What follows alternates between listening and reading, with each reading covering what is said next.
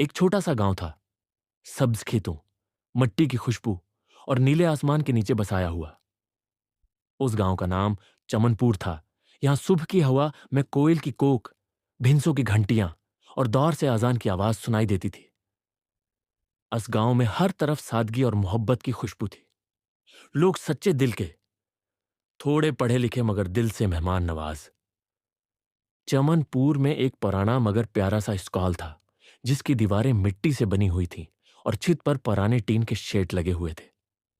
उस स्कॉल में बैठने के लिए लकड़ी की पुरानी बेंचें थी और दीवार पर काला बोर्ड, जिस पर हर रोज चाक से तारीख और सबक लिखा जाता। यहां का हर बच्चा ख्वाब देखता था, लेकिन इन ख्वाबों के बीच कुछ आंखें ऐसी भी थीं जिनमें रोशनी कुछ ज्यादा थी।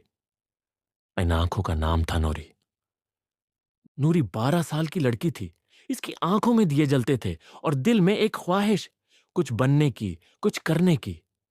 वो सुबह सवेरे उठती, अपनी मां के साथ चौलाहा जलाती, रोटियां बनाती और फिर स्कूल के लिए अपना बस्ता उठाकर भाग निकलती। इसके जौते पुराने थे, काफी पुराने थे, लेकिन जज्बा नया था, ताजा था, कुछ कर दिखाने का। नूरी के वालिद किसान थे।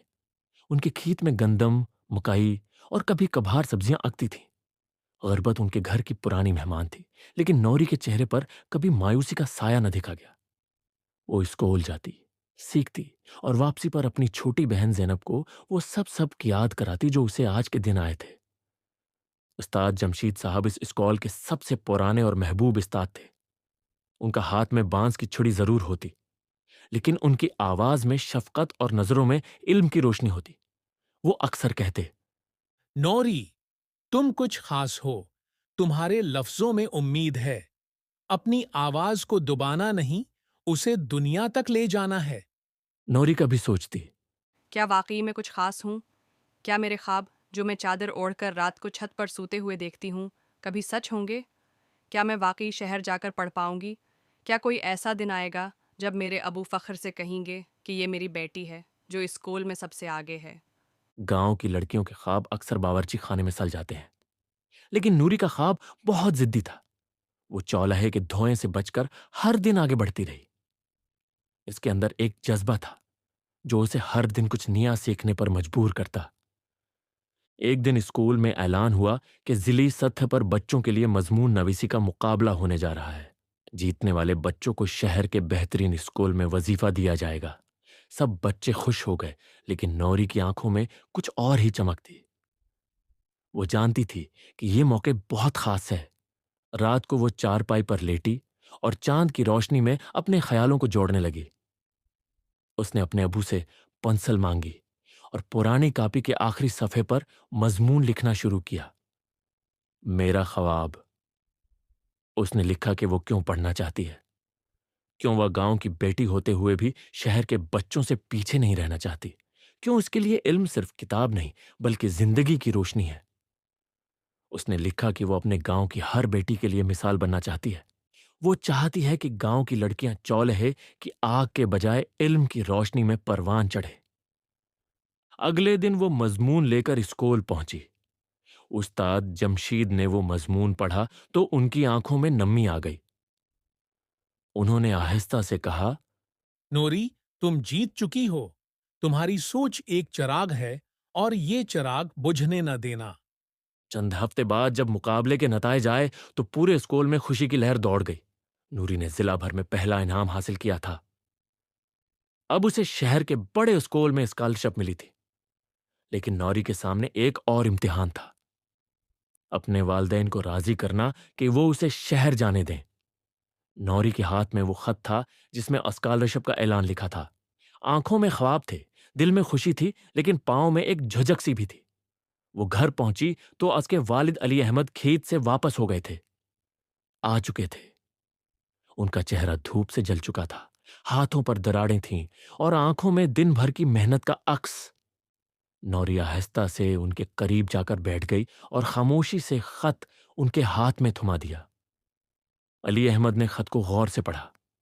वो ज्यादा तालीम याफ्ता नहीं थे, लेकिन लफ्ज वजीफा, शहर और आली तालीम इनके दिल की गहराइयों तक पहुंच गए। एक पल के लिए वो खामोश हो गए और फिर नौरी की तरफ देखा। उसकी आंखों में ख्वाब थे और इन ख्वाबों में उनकी बेटी का रोशन मुस्तकबल झलक रहा था। बेटी, तुम वाकई जाना चाहती हो? उन्होंने आहिस्ता से पूछा। नूरी ने इस बात में सिर हिलाया। मां बावर्ची खाने से निकली। उसके हाथ आटे से भरे हुए थे, मगर चेहरे पर तशवीश की झलक थी। बेटी, वहाँ कौन होगा तुम्हारा? शहर तो बहुत बड़ा है, निया है, अकेले कैसे संभालोगी खुद को? नूरी खामोश रही, फिर धीरे से बोली, अम्मी, अगर मैंने ये ख्वाब ना देखा होता तो आपके सवाल का जवाब मुश्किल होता। लेकिन अब मेरे पास ख्वाब है, जज्बा है और दुआ है। अल्लाह मुझे संभालेगा। अली अहमद ने एक गहरा सांस लिया, फिर अपनी बेटी के सर पर हाथ रखा। जानूरी, अगर तेरा इरादा सच्चा है तो खुदा तेरा साथ देगा। ये वो लम्हा था जब नौरी की दुनिया बदल गई। गांव की वो मिट्टी जो उसके कदमों में थी, अब उसकी पुश्त पर एक ताकत बन गई। वो शहर जाने लगी। स्कूल के बच्चे, उस्ताद, यहां तक कि मोहल्ले की बुजुर्ग औरतें भी उसे अलविदा कहने आए।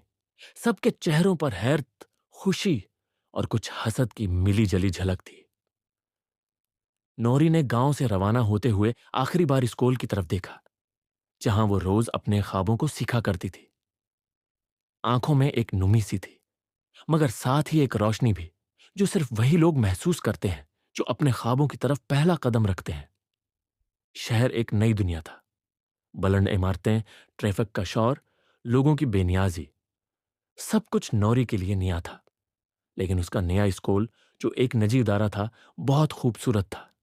शफाफ क्लासें, रंगीन दीवारें और हर कमरे में पंखे, बोर्ड, कंप्यूटर और अंग्रेजी बोलने वाले बच्चे। पहला दिन जैसे ख्वाब हो। नौरी के कपड़े सादा थे, जूते पुराने और उर्दू में रवानी। क्लास में सब बच्चे अमीर घरों से थे। उनके पास महंगे बस्ते, रोशन चेहरे और खुद एतमादी थी। नूरी थोड़ी घबरा गई। उसे लगा जैसे वो इन सब के बीच एक पुराना वरक हो। पहली क्लास अंग्रेजी की थी। उस्ताद ने नया सबक शुरू किया और हर बच्चा रवानी से जवाब दे रहा था। जब नौरी की बारी आई, वो रक गई। लफ्ज उसके जहन में थे, लेकिन जबान लड़खड़ा गई। कुछ बच्चे हंसने लगे। एक लड़की ने आहिस्ता से कहा, ये तो देहात की लगती है। यह जमला तैर की तरह नौरी के दिल में लगा, लेकिन वो खामोश रही। सिर्फ दिल में एक अहद बांध लिया। मैं खुद को बदलूंगी, मगर अपनी मट्टी को नहीं छोड़ूंगी। ऐसी दिन स्कूल की लाइब्रेरी में वो बैठी और अंग्रेजी की वो किताब खोली जिसे कोई नहीं छेड़ता था। Beginners English for dreamers.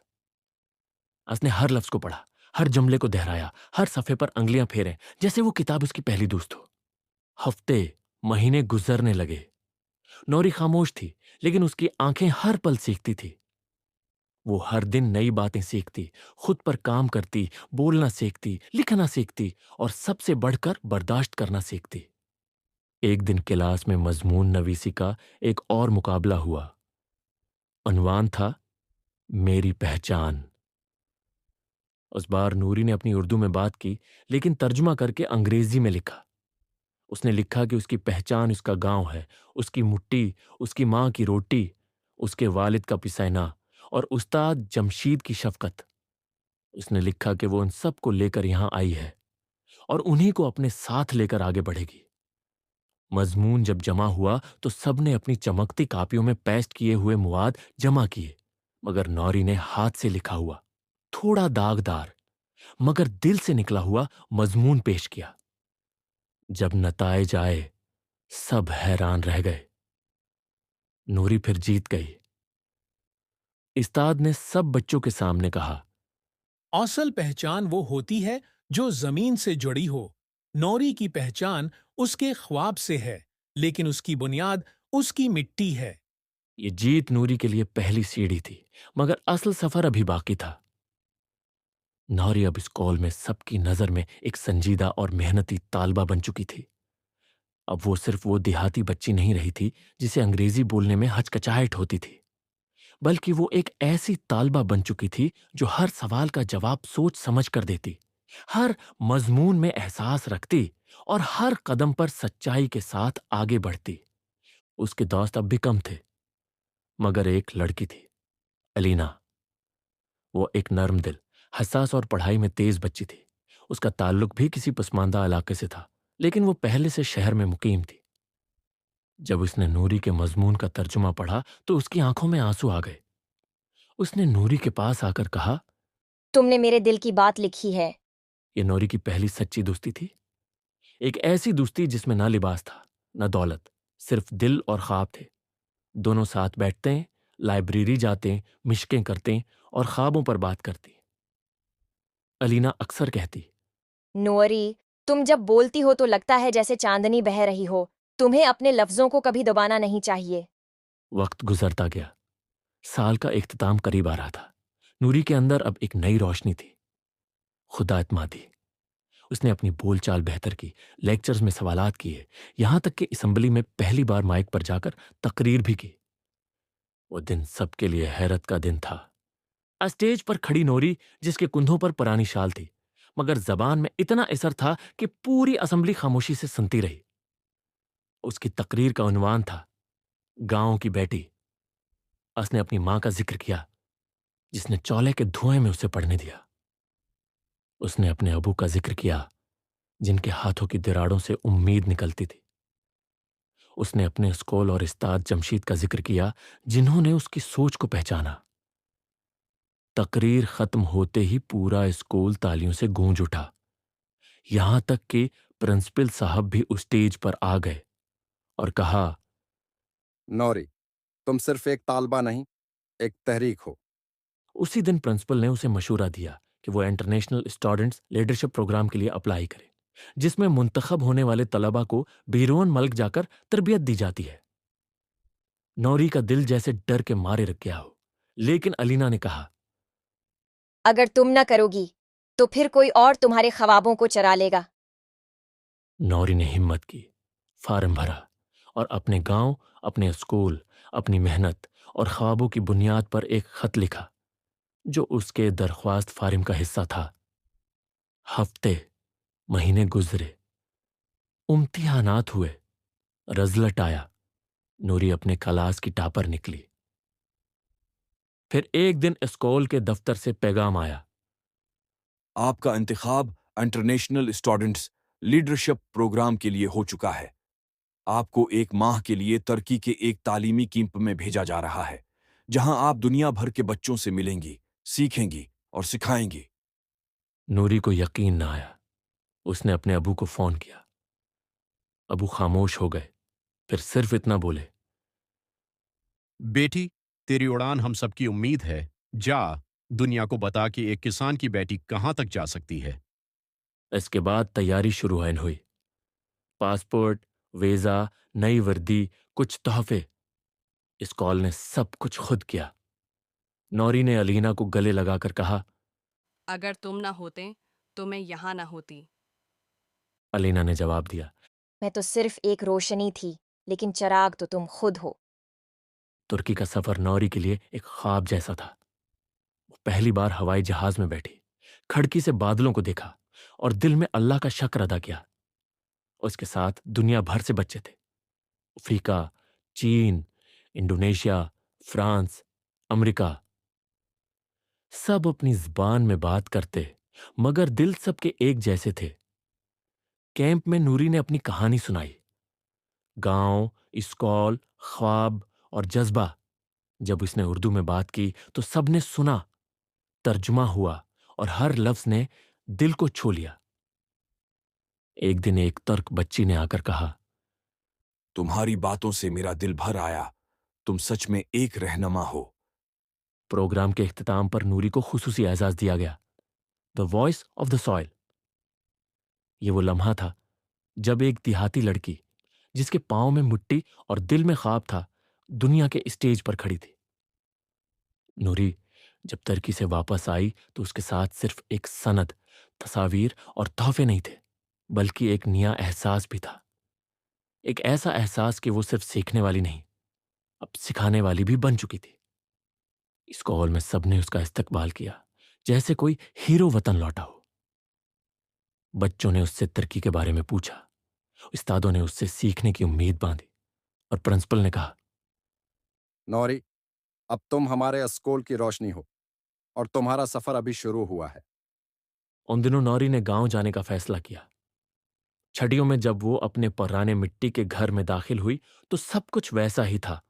चौलह का धवां, मां की आवाज, अबू का पुराना सा बस्तर और सहन में बैठा दादाजी, जिनके हाथ में तस्बीह और चेहरे पर नूर था। नूरी ने सबको तरक्की की तस्वीरें दिखाईं, बच्चों को अपने कैंप के किस्से सुनाए और सबसे आखिर में उस्ताद जमशीद के पास गई। उस्ताद जमशीद का चेहरा एक अजीब सी खामोश रोशनी से चमक रहा था। वो नौरी को देखकर मुस्कुराए और सिर्फ इतना कहा, अब तुम वापस नहीं आए, तुम अब उन बच्चों के लिए उम्मीद हो जिनके पास अभी ख्वाब भी नहीं है। नौरी ने पूछा। उस्ताद जी, मैं इन बच्चों के लिए क्या कर सकती हूँ? उस्ताद जमशीद ने आहिस्ता से कहा। यही सवाल तुम्हारी असल मंजिल है। ये जुमला नौरी के दिल में उतर गया। अब वो सिर्फ पढ़ने के लिए नहीं जीती थी, बल्कि कुछ बदलने के लिए जीना शुरू कर चुकी थी। शहर वापस जाकर नौरी ने इस कॉल के प्रिंसिपल से एक मंसूबा पेश किया, गांव के बच्चों के लिए समर स्कूल। वो चाहती थी कि उन बच्चों को जो अभी ख्वाब देखने से भी डरते हैं, इल्म, हिम्मत और रोशनी दी जाए। प्रिंसिपल ने कुछ सोचकर कहा, यह मंसूबा सिर्फ तुम ही शुरू कर सकती हो, नौरी। यूं इस कॉल के तावन से एक सादा मगर जबरदस्त प्रोग्राम का आगाज हुआ। रोशनी का काफिला। शहर के स्कूल के चंद तलबा रजाकार बनकर नौरी के साथ गांव गए। उनके साथ किताबें थीं, पेंसिलें थीं और रंग बिरंगी कापियां। नौरी ने स्कूल के पुराने कमरे को साफ कराया, दीवारों पर रंग करवाए और देहात के बच्चों को एक एक करके दावत दी। शुरू में बच्चे झिझके, माएं हचकचाएं, लेकिन जब नूरी ने अपनी कहानी सुनाई कि वो भी उसी मिट्टी से निकली थी, उन्हीं रास्तों से चली थी, तो सबके दिल बदल गए। पहला दिन जब समर स्कूल का आगाज हुआ तो वो कमरा जिसमें कभी खामोशी राज करती थी, अब बच्चों की आवाजों से गूंज रहा था। नौरी ने पहला सबक दिया, ख्वाब देखने का। उसने तख्ता सियाह पर एक लफ्ज लिखा, उम्मीद। बच्चे हैरत से देख रहे थे। फिर उसने एक खाली कापी बच्चों को दी और कहा, ये तुम्हारा ख्वाबनामा है। इसमें हर दिन एक ख्वाहिश लिखना, चाहे वो कितनी भी छोटी हो। किसी ने लिखा, मैं बड़ा होकर किसाई बनूंगा ताकि गोश्त मां को दे सकूं। किसी ने लिखा, मैं नई चुपल लेना चाहता हूं, मेरी पिरानी टूट गई है। किसी ने सिर्फ एक फूल बनाया। नौरी ने सब ख्वाबों को देखा और कहा, ये सब ख्वाब कीमती हैं और सब काबिल इज्जत। एक हफ्ते में गांव की फजा बदलने लगी। बच्चे वक्त पर स्कूल आते, हिनिस्ते, सेकते और सबसे बढ़कर ख्वाब देखते। नौरी और उसके रिजाकार अब बच्चों को किस्से सुनाते, खेल सिखाते, छोटे तजुर्बात करते और एक नई दुनिया का दर खोलते। एक दिन नौरी ने बच्चों से कहा, कभी सोचा है कि अगर तुम्हारा स्कूल पूरा साल खुला रहे तो क्या होगा? बच्चों ने शोर मचा दिया। हाँ हाँ। लेकिन फिर एक बच्ची, नाजिया, आहिस्ता से बोली। लेकिन हमारे पास उस्ताद कहाँ होंगे? नौरी रख गई और कुछ सोचकर बोली, अगर तुम सब वादा करो कि सीखोगे तो मैं वादा करती हूँ कि स्कूल खुला रहेगा। अब नौरी ने फैसला कर लिया, वो सिर्फ शहर में नहीं, गांव में भी एक नया स्कूल बनाएगी। ऐसा स्कूल जो सिर्फ नसाब न दे बल्कि जिंदगी सिखाए। ऐसा स्कूल जो मां की गोद जैसा हो, जो मिट्टी की खुशबू रखता हो और जो हर बच्चे को अपना मुस्तकबल महसूस करवा सके। स्कूल बनाने का काम आसान न था। पैसे नहीं थे, जमीन महदूद थी और इजाजत भी दरकार थी। लेकिन नौरी ने हार नहीं मानी। उसने शहर के दोस्तों से मदद मांगी, ऑनलाइन मुहिम शुरू की, जहां उसने अपनी कहानी सुनाई। एक लड़की, एक ख्वाब और एक गांव। लोगों ने सुनना शुरू किया, जज्बाती हुए और मदद देना शुरू की। कुछ ने पैसे दिए, कुछ ने किताबें भेजी, कुछ ने तामीराती सामान अतिया किया। और यूं वो दिन आ गया जब गांव में पहला आजाद प्राइमरी स्कूल बनने लगा। नूरी हर दिन वहां जाती, मजदूरों के साथ एंटें उठाती, दीवारों पर खुद रंग करती और बच्चों को साथ बैठाकर कहानियां सुनाती। जब स्कूल मुकम्मल हुआ तो इसका इफ्तिताह किसी वजीर ने नहीं किया, बल्कि दादाजी ने किया, जिनके हाथ में तस्बीह और लबों पर दुआएं थी। नूरी ने उनके हाथ चूमे और कहा, ये आपके ख्वाबों का साया है दादाजी।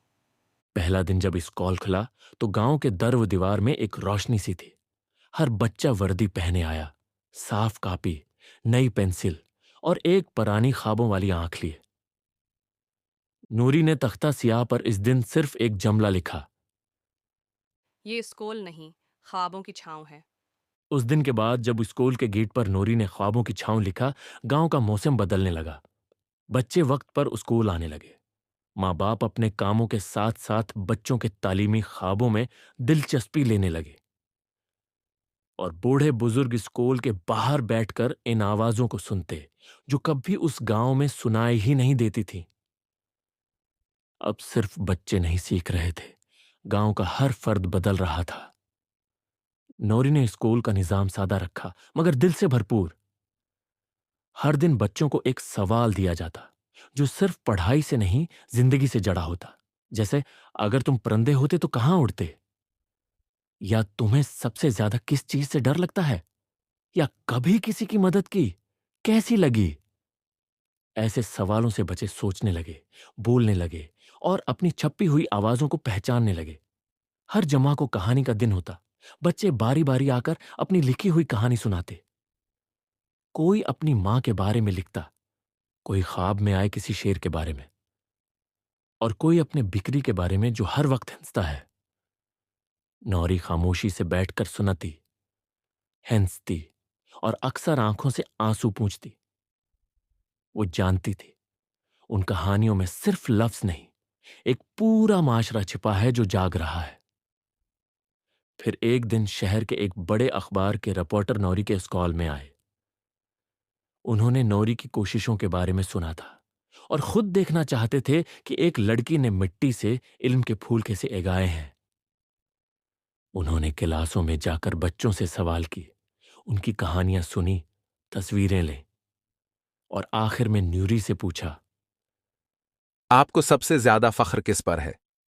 नौरी ने चंद लम्हे सोचा, फिर कहा, ये बच्चे जो अब मुझसे बेहतर लिखते हैं, जो अपने दिल की आवाज़ सुनना जानते हैं, मैं उन पर फख्र करती हूँ।